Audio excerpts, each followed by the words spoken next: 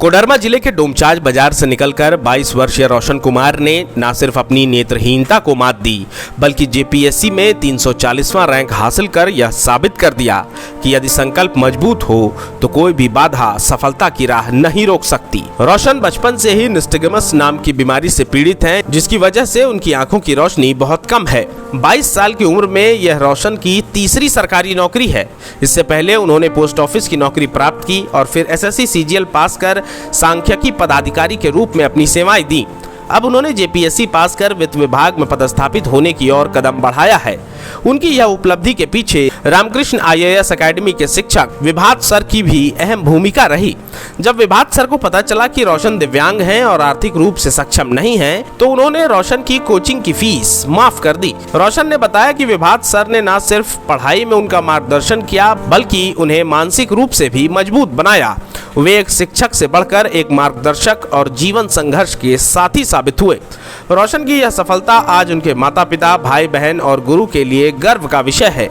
बड़े भाई संजीव, जो खुद जेपीएससी में सफल नहीं हो पाए, आज रोशन की सफलता को अपनी सबसे बड़ी जीत मानते हैं। अभी हमारे सामने रोशन कुमार हैं। ये डोमचांच के रहने वाले हैं और रोशन कुमार काफ़ी निर्धन परिवार से आते हैं। और आपको बताते चले कि जेपीएससी 2023 का फाइनल रिजल्ट जिसमें आया है, रोशन का 340 रैंक है। रोशन के बारे में आपको बताना चाहेंगे कि रोशन डिसेबल्ड भी हैं। इन्हें दूर की कुछ नहीं दिखती है। ऐसे लड़के जब जेपीएससी का रिजल्ट निकालते हैं तो समाज इन्हें एक अलग दृष्टि से देखने लगता है, जो कल तक समाज इन्हें कुछ और नज़रिए से देखता था। सबसे पहले तो बहुत बधाई आपको। सबसे पहला क्षण जब आपको पता चला कि आपका जेपीएससी में फाइनल सिलेक्शन हो गया, कैसा लगा?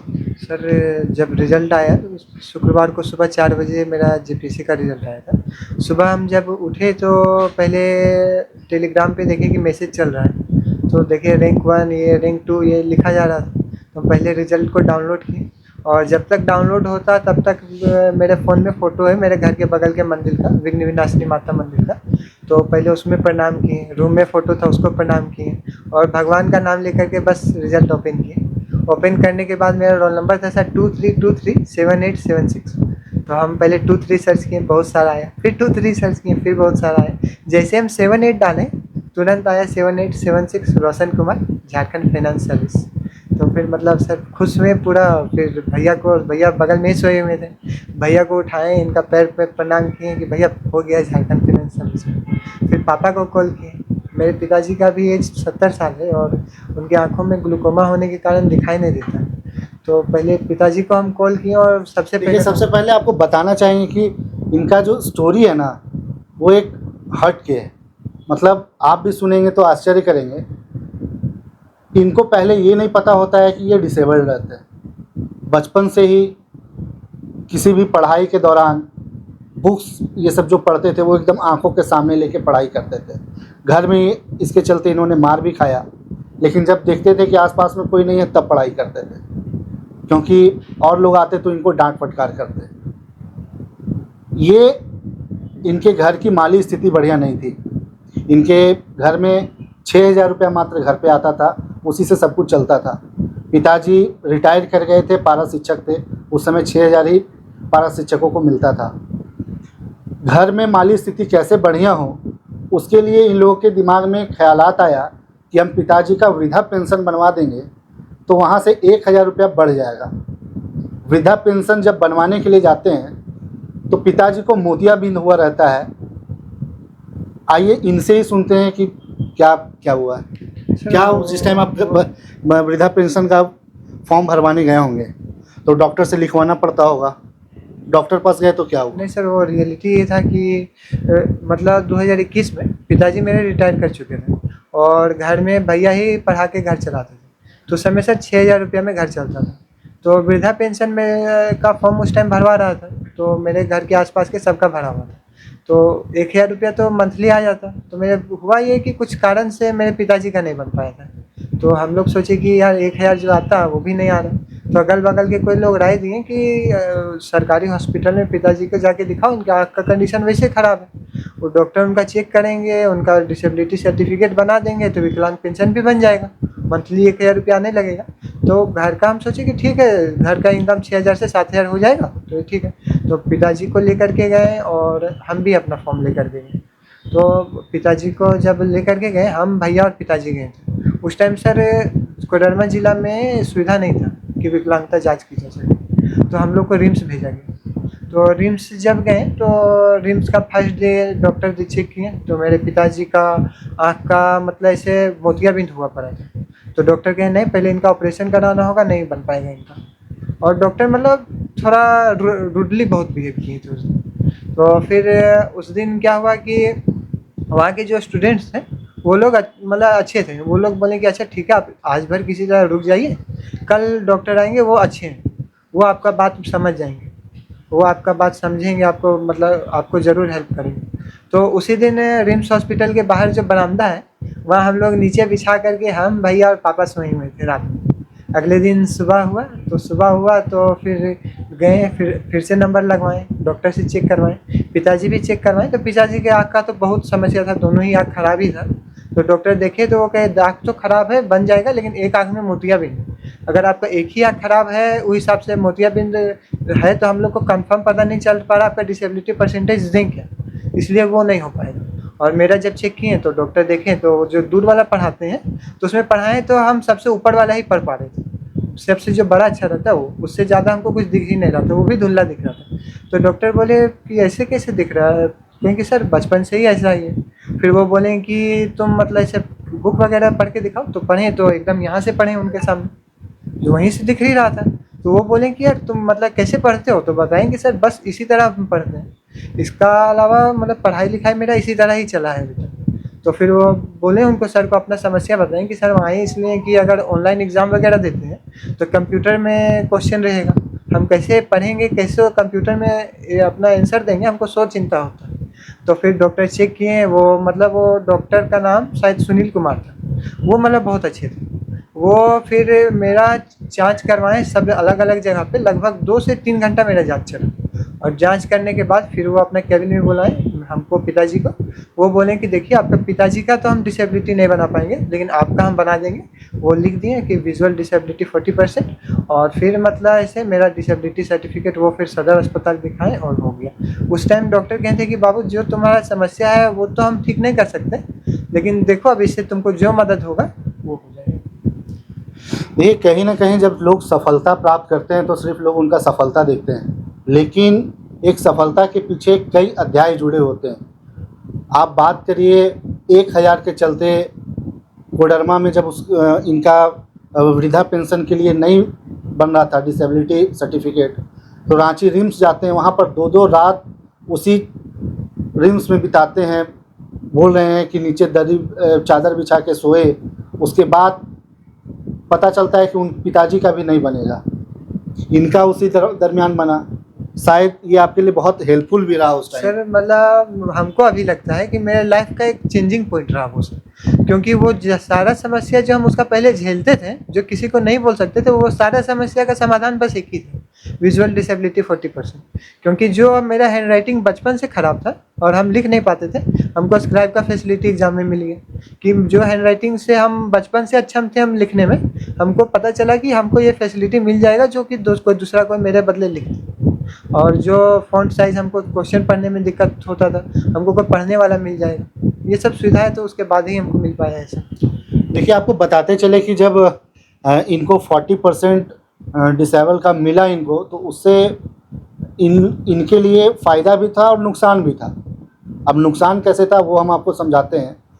जेपीएससी का जब इन्होंने पीटी का एग्ज़ाम लिखने के लिए दिए, तो एक दिन पहले इन्हें एक कहाँ राजधनवार के, हाँ वो मतलब प्री में तो राजधनवार का एक बच्चा बैठा था, वो मेरा प्री में स्क्राइब बना था।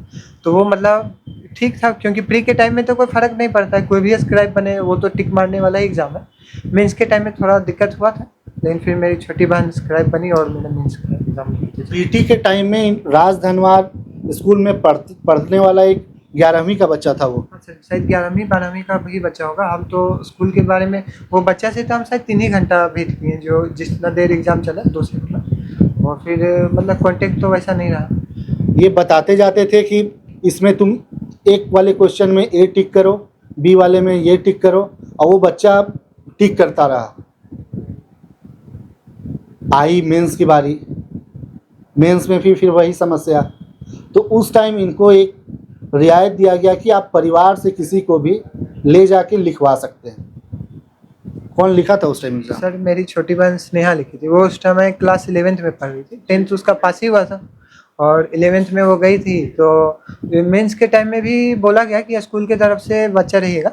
मतलब पहले तो रूल था कि आप घर से ले जा सकते हैं, और नॉर्मली आप एसएससी का एग्ज़ाम देखिए, आईबीपीएस का देखिए, या फिर यूपीएससी का देखिए, उसमें स्क्राइब आपको घर से ले जाने का फैसिलिटी मिल जाता है। तो हमको लगा जेपीएससी में भी वही होगा। तो हम बहन के साथ मॉक टेस्ट सीरीज वगैरह में बहन के साथ ही टेस्ट देते थे। हम बहन को वहाँ पे, हम धनबाद में काम करते थे पोस्टमैन का, हम और भैया साथ में रहते थे वहाँ पे। तो बहन को रोज़ शाम को कॉल करते थे, और कॉल करके हम उसको आंसर लिखवाते थे। वो आंसर हम फिर सर को भेजते थे, और सर पीडीएफ फॉर्म में भेजते थे। सर उस आंसर को चेक करके और डेली हमको फीडबैक देते थे। उस टाइम कैसे हुआ कि आपकी बहन ने लिखेगी?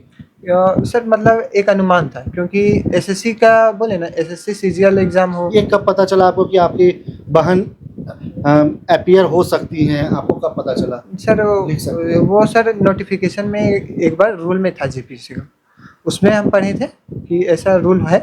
लेकिन फिर हुआ ये कि बीच में जेपीसी का एक नोटिस आया था कि नहीं, बहन मतलब नहीं बैठ सकती कोई, मतलब स्कूल की तरफ से ही बच्चा मिलेगा। तो उस टाइम थोड़ा समस्या आया था। तो फिर जेपीसी में हम लोग बार बार कॉल करके बताएं उनको अपना समस्या, क्योंकि नॉर्मल पेपर में कोई दिक्कत नहीं होता सर। जो तो जीपीएससी कब आपको बताया कि आप बैठा सकते हैं, लिखवा सकते हैं? वो सर लास्ट डेट को मिला, ऑर्डर मिला सर। एग्ज़ाम जिस दिन अगले दिन है उसके जस्ट एक दिन पहले 5 बजे शाम को हमको ऑर्डर मिला कि अच्छा आप अपने बहन को बैठा सकते हैं। देखिए, जेपीएससी का जो मुख्य परीक्षा होता है मेंस में बहुत टफ होता है, बहुत लिखना पड़ता है, और कई एक साल का मेहनत लगता है लिखने में भी, तब जाके एक मेंस का रिज़ल्ट निकलता है। इनको पता तब चलता है, एग्ज़ाम से एक दिन पहले शाम में 5 बजे पता चलता है कि इनकी बहन जाके इनके साथ में एग्ज़ाम पेपर लिख सकती है। बहन उस टाइम किस क्लास में पढ़ती थी? सर 11th में थी।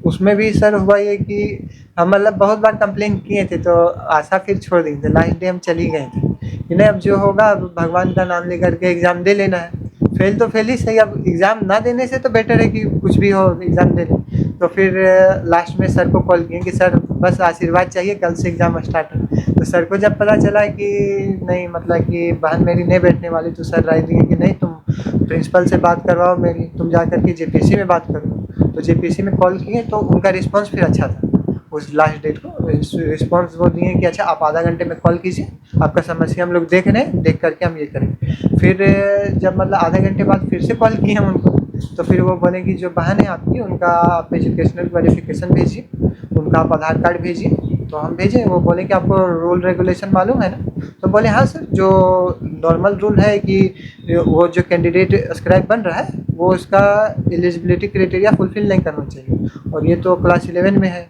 और वैसे भी जो कोई भी बच्चा जो खोटा मेरे लिए लिख दे, रांची में सर मुश्किल था। तो फिर वो लोग लास्ट शाम को 5 बजे फिर अलाउ किए कि ठीक है आप अपना स्क्राइब ला सकते हैं। और शाम को 5 बजे था सर, और अगला दिन सुबह 9 बजे से एग्ज़ाम स्टार्ट था। सुबह 4:30 बजे से सर, मतलब मेरे घर में फर्स्ट गाड़ी मेरे घर से जाता है। कोडरमा में बहन थी, हम लोग रांची में थे, कि डोमचांच से सुबह 4:30 बजे फर्स्ट गाड़ी जाता है, जो लगभग 8:45 बजे पहुंचाता है रांची। तो मेरे एक भैया हैं, ये भैया फिर बहन को सबसे फर्स्ट गाड़ी ले जाके बैठाए, और फिर बहन मतलब एग्ज़ाम से थोड़ा पहले पहुंची, और फिर बहन मतलब एग्ज़ाम पहुंची। देखिए, बहुत कुछ होता होगा कि अभी बहुत लोग जब पूरे इंटरव्यू नहीं देखते हैं, कोई पढ़ते हैं कि हुआ है इनका, तो बहुत लोग बोलते भी हैं कि बहुत इन लोगों को प्रेफरेंस भी मिलता है, ले जाके बैठाया जाता है लोगों को, वो लिख देता है। आपको बता रहे हैं कि 11वीं क्लास का बच्चा जाके जेपीएससी का मेंस का एग्ज़ाम लिखता है, तो आप कहीं ना कहीं समझिए कि चैलेंज है ये एक बहुत बड़ा चैलेंज है। और कहीं ना कहीं हर कोई, जिसका कोई सहारा नहीं होता है, उसे ऊपर से भी बहुत लोग हेल्प भी करते हैं। तो कहीं ना कहीं अलाउ भी किया गया, और यकीन मानिए कि जितने लोग एग्ज़ाम देने गए होंगे, कोडरमा से के डोमचांच से रांची की दूरी 200 किलोमीटर की है।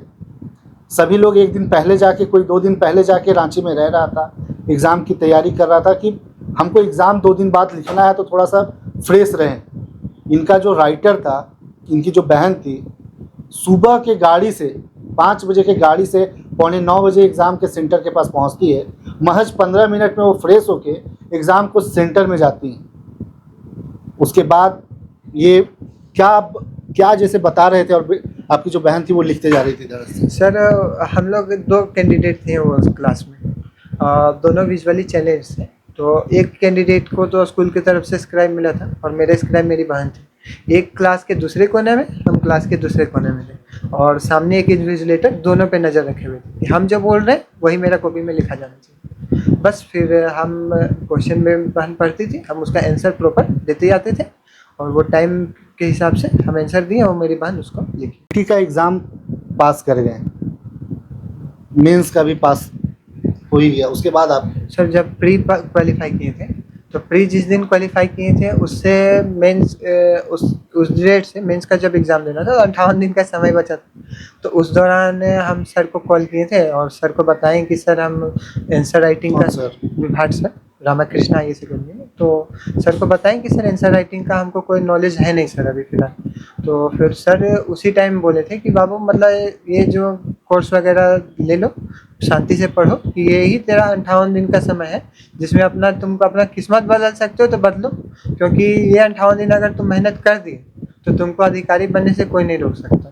यही 58 दिन है तेरा, मतलब कि तुम जितना झोंक सकते हो अपने आप को झोंक दो। तो ये आपके लिए किक लाइन था लाइफ? सर शायद मतलब हम जब हर दिन जब भी डिमोटिवेट होते थे, जब भी लगता था कि यार मेहनत अभी करें, मतलब कुछ भी ध्यान इधर उधर होता था, तो सर का ये लाइन हमको हमेशा याद रहता था और शायद यही कारण है कि अभी तक सर का वो लाइन हमको याद है।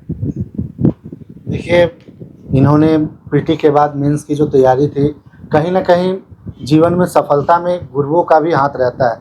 माता पिता के बाद, परिवार के बाद सबसे बड़ा जो योगदान होता है वो एक गुरु का ही होता है। आज इनके जो गुरु भी हैं, रामाकृष्णा IAS एकेडमी के डायरेक्टर विभाग सर भी हैं हमारे साथ। पहले तो आपको भी बहुत बहुत बधाई। बहुत बहुत धन्यवाद सर। रोशन आज बच्चा सक्सेसफुल हुआ है, इसका क्रेडिट सारा रोशन को जाता है। ये बहुत मेहनती लड़का है, जुझारू लड़का है, नहीं तो ये यहाँ तक पहुँचता ही नहीं। और जब इसका प्रीलिम्स का रिजल्ट हुआ तो ये मुझसे मेंस के कोर्स के बारे में बात कर रहा था। तो जो मेंस का कोर्स हम लोग ऑनलाइन में सेल करते हैं, जो लेते हैं फीस उसका, वही हम इसको बता रहे थे। और ये जैसे ही मुझे पता चला कि ये ब्लाइंड है और इस तरह से संघर्ष किया है, तो हम फीस के बारे में इसको बोले कि तुमको जो देना होगा सो देना। और उसके बाद इसको हम फीस से फ्री कर दिए। ये बहुत बार अभी भी बोलता है कि सर आपका फीस बाकी। हम गए, अच्छा चलो तुम बनो, पहले ले लेंगे। तो फीस का हम इसे दिमाग में निकाल दिए।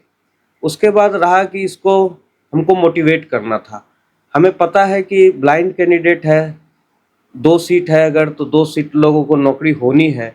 और मेरे पास अगर ये आया तो मेरा सौभाग्य था। इसमें हमने ये देखा कि ये करने की इच्छा रखता है। तो जो जो चीज़ें कमी होती है मेंस में, जैसे आंसर राइटिंग में, जितना इसने रीडिंग किया, मुझे इसके आंसर राइटिंग में निखार लाना था। मैंने कहा कि तुम्हारे पास यही 58 दिन है, तुम जितना तेज़ी से वीडियो क्लास देख सकते हो। लेकिन यह भी लिमिटेशन था कि ये सारा वीडियो क्लास देख नहीं सकता था।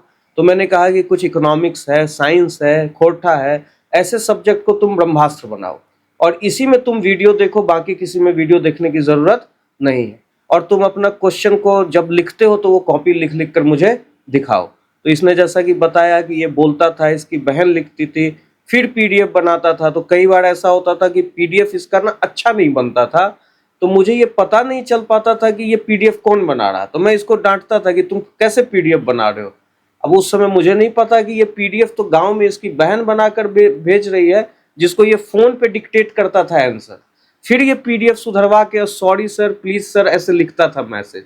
तो कभी कभी होता है कि आप लेने वाले भी होने चाहिए, आप रिसीवर होने चाहिए। मैं इसको डांटता था, डांट सुन के ये फिर से PDF सुधार के भेजता था। फिर मैं इसको वॉइस मैसेज भेजता था कि यहाँ यहाँ तुम सुधार कर सकते हो। और उतने कम समय में इसने ये करके दिखाया। ये बहुत गौरव की बात है। कहीं ना कहीं जब ऐसे बच्चे सक्सेस करते हैं, अपने संस्थान के बच्चे सक्सेस करते हैं, तो उनका मूल मंत्र क्या है सर? मूल मंत्र यही है, विश्वास। जैसे ये अपने माता पिता से जुड़े हुए हैं, कमिटेड हैं, वैसे ही गुरु पर विश्वास होना चाहिए। और हाँ, आज की डेट में है कि जैसे आप देख रहे होंगे कि अभी रिजल्ट के बाद 130 रिजल्ट, 140 रिजल्ट, थोड़ा सा बच्चों में और खासकर गांव देहात के बच्चों में ये होता है कि फलाना जगह से रिजल्ट हुआ है तो फलाना जगह चलते हैं, लेकिन उनको गुरु को पहचानना होगा। आज की डेट में बहुत बिजनेस हो गया है ये, तो उनको गुरु को मार्गदर्शन ढूंढना होगा कि मेरा मार्गदर्शन करे। कोचिंग सफलता नहीं दिलाती है, मैं इस बात पे पुरजोर एक बार फिर से कहूँगा कि कोचिंग सफलता नहीं दिलाती है, मार्गदर्शन सफलता दिलाता है, और ये बच्चे का मेहनत सफलता दिलाता है। मान लीजिए कि मैं अभी 500 बच्चों को पढ़ा रहा हूँ, उसमें से 25 बच्चे निकले, तो मैं क्या कहूँ कि 450 बच्चों को मैंने फेल करवाया। अगर मैं 25 की सक्सेस की गारंटी लेता हूँ तो मैं 450 को फेल कराने की भी तो गारंटी लूँगा। इसमें क्या है कि मेरा यूएसपी सबके लिए एक है, फैकल्टी बढ़िया देता हूँ, नोट्स बढ़िया देता हूँ, उनके रिवीजन के लिए मैंने मोबाइल ऐप दे रखा है, टेस्ट सीरीज से बच्चों को बांध के रखने की कोशिश रहती है। लेकिन जो बच्चा मेरा बात मानेगा, जो उसको फॉलो करेगा, जो हार्डवर्क करेगा, परिणाम फेवर उसी के हित में जाएगा। तो बच्चों को ही समर्पित है ये सारा रिजल्ट, जो हार्डवर्क करते हैं। हार्डवर्क का कोई विकल्प नहीं है। आपने कहा, बहुत अच्छा बात कहा कि बाकी जो बच्चे फेल कर रहे हैं उनकी भी जिम्मेदारी लेनी चाहिए। आपके यहाँ इस बार जेपीएससी से कितने बच्चे पास हुए हैं और कितने फेल हुए? मेरे यहाँ से लगभग 25 बच्चे क्लासरूम के रिजल्ट हैं और 13 बच्चे इस बार ऑनलाइन के रिजल्ट हैं। इस बार बाहर के बच्चों का रिजल्ट कम रहा है, और ये जो रिजल्ट है बहुत ही शानदार रिजल्ट है यहाँ के लोगों के लिए। अब अगर कोई प्रोटेस्ट करे कि जेपीएससी में धांधली हुई है या यहाँ के लोगों का रिजल्ट नहीं हुआ है, तो ये बिल्कुल निराधार है, क्योंकि इसी टेबल कुर्सी बेंच पे बैठने वाले बच्चे जो ग्रामीण पृष्ठभूमि के बच्चे हैं, उन्होंने रिजल्ट दिया है। बहुत बड़ा बात बोल रहे हैं आप। अभी तक किसी संस्थान ने या कोई और ने नहीं बोला, आप बोल रहे हैं इस बार जेपीएससी का जो रिजल्ट है वो बहुत बढ़िया हुआ। बहुत बढ़िया रिजल्ट है। आप देखिएगा, आपको लिस्ट में मिलेंगे, आप देखिएगा कि दूसरा नंबर का टॉपर अभी अभय कुजूर है, एसटी कैटेगरी का बच्चा है, वो जनरल सीट में है। आप देखिएगा कितने हमारे एससी, एसटी, ओबीसी, हाँ, जो जिसका क्राइटेरिया ईडब्ल्यूएस का भी रिजल्ट है, तो जिसमें जिसका वेटेज है उसको रिजल्ट मिला है। लेकिन यहाँ के लोगों का रिजल्ट, प्रीति देवगम मेरी बच्ची है चाईबासा से, ट्राइबल बच्ची है, उसने रिजल्ट दिया है। तो एकदम आपको रिजल्ट लगेगा कि झारखंड में रिजल्ट है, इसमें कोई आपको बाहरी तड़का नहीं दिखेगा। देखिए, रामाकृष्णा आईएएस एकेडमी के डायरेक्टर विभाग सर, जो पहले भी दिल्ली में भी कोचिंग संस्थान चलाए हुए हैं और अभी झारखंड में भी 2-3 जगहों पे इनका कोचिंग संस्थान है, और ये चैलेंज कर रहे हैं कि इस बार जो पूरा रिज़ल्ट है वो झारखंड में है। कहने का ये है कि जितने झारखंड के लोग हैं, लगभग रिज़ल्ट उन लोगों का हुआ है जो गांव के परिवेश से आते हैं, जो काफ़ी सामान्य वर्ग के हैं, निर्धन हैं, उन लोगों का इस बार बाजी मारते दिखे। बिल्कुल, मैं तो एग्जाम्पल दे रहा हूँ, मैं रोशन को दिखा रहा हूँ। आप देखिए, प्रीति यही हजारीबाग लोकल दारू की बच्ची है, वो 2016 से संघर्ष कर रही थी और आज उसका 2025 में रिजल्ट आया है। पिछले साल वो मेंस देने के बाद फेल हो गई थी, फिर से इस बार वो इंटरव्यू में निकाली। हमारा सुशांत एक बच्चा है जो आपका जमुई का बच्चा है, पिछले बार भी वो स्ट्रगल किया, फेल हुआ, इस बार जाके उसका फाइनल सिलेक्शन जैस में हुआ। निर्धन परिवार का है, पिताजी उसके ड्राइवर हैं। फिर एक हमारा और रिजल्ट है आपका संकल्प जैन का, उसके पिताजी यहाँ किराना का दुकान चलाते हैं, सब वही हजारीबाग के हैं, सभी लोग उसको देख रहे हैं। तो इसी जगह का बच्चा जो साधारण परिवार से है, पिछले बार फेल करने के बाद, हारने के बाद फिर से एक बार अपनी एनर्जी को फोकस्ड करता है और इस बार परिणाम देता है। देखिए, कहीं ना कहीं रोशन ऐसे बच्चे, हम लोग किसी चीज़ को समझने के लिए पहले उसको देखते हैं, लेकिन रोशन के साथ ऐसा नहीं है। रोशन सुन के उसको समझता है। रोशन, आप आज लोगों के लिए आइडियल भी बन जाएंगे, समाज के लिए भी आइडियल होंगे। अगर मैं पूछूं कि रोशन का आइडियल कौन? सर, अगर मेरा आइडियल पूछे तो मेरे लिए सबसे बड़ा आइडियल मेरा बड़ा भाई संजीव सर, क्योंकि जिस समय मेरे पिताजी की जॉब गई थी, 60 वर्ष हो चुका था और उनकी आंखों की स्थिति खराब हो गई थी, उस समय मेरे परिवार के लिए सबसे पहले खड़ा मेरे बड़े भाई हुए थे सर। और उस समय क्योंकि मेरी भी कंडीशन बहुत अच्छी नहीं थी सर, तो कई बार ऐसा जोर दिया जाता था कि बड़ा भाई कमा रहा है तो छोटा भाई को भी कुछ हेल्प करना चाहिए। उस समय ये हमेशा मेरे साथ खड़े रहते थे कि मतलब कि जो भी है, अगर हम काम कर रहे हैं तो मेरा छोटा भाई काम नहीं करेगा, वो बस पढ़ाई करेगा। उस समय की जीवन के मतलब हर क्षण जब भी हम देखते हैं कि मेरे पास कोई भी समस्या है तो मेरे साथ खड़ा मेरा बड़ा भाई मिला है। इसलिए मेरे जीवन में मेरे लिए आइडियल मेरा बड़ा भाई है सर, क्योंकि हमको बस इन्हीं के जैसा बनना है। तो ये आप देख रहे थे, सुन रहे थे, जो समाज में एक रोल मॉडल के तौर पे रोशन आएंगे, इनकी ये कहानी थी, स्टोरी थी। लास्ट में सर, जो बच्चे सक्सेस किए उनके लिए क्या संदेश है, और जो इस बार पीछे रह गए उनके लिए क्या संदेश है? देखिए, इस बार जो सक्सेस हैं उसमें से बहुत सारे ऐसे बच्चे हैं जो लास्ट टाइम फेल थे। तो यही संदेश फिर से उन फेल वाले बच्चों के लिए भी है कि फेल हुए हैं तो फिर से अपनी एनर्जी को फोकस करना है और पुनः संगठित होकर दोबारा अपनी कमियों को ढूंढना है। आप अपनी कमी को पता करिए, उस पर काम करिए, अगले वर्ष आप रैंक में होंगे। और इसका मैं प्रमाण देता हूं कि मेरा बच्चा अभी संकल्प जैन है, अभी वो पिछले साल इंटरव्यू के बाद फेल हुआ था और मैंने उसे कहा था कि तुम अगली बार रैंक में आओगे। और आज भी जितने बच्चे फेल किए हैं, मेरी रितिका बच्ची फेल करी है, मैंने उसको कहा कि you will be the champion next year. Fail करना है तो फेलियर जो है सक्सेस का पहला स्तंभ है। आप फिर सक्सेस करोगे, लेकिन पहले अपने आप को संगठित करके और उसके लिए फिर से एक बार लगना होगा। तो जो बच्चे पास किए हैं, बहुत ढेर सारी शुभकामनाएं, उनको कई वर्षों का मेहनत का फल मिला है। और जो बच्चे फेल किए हैं वो उन बच्चों से सीखिए कि कभी जो आज सफल हुए हैं वो भी कभी फेल थे और हमें उससे सीखना है और सफलता प्राप्त करनी है। अगले साल फिर से एक बार शानदार रिजल्ट होगा और जो बच्चों का नहीं हो पाया है वो भी उसमें स्थान पाएंगे। देखिए, आप सुन रहे थे, इन्होंने भी वही बात कहा कि आपका जो निशाना है, लक्ष्य है, वो एक रहना चाहिए। इस बार नहीं तो अगले बार आपका सफलता जरूर कदम चूमेगी।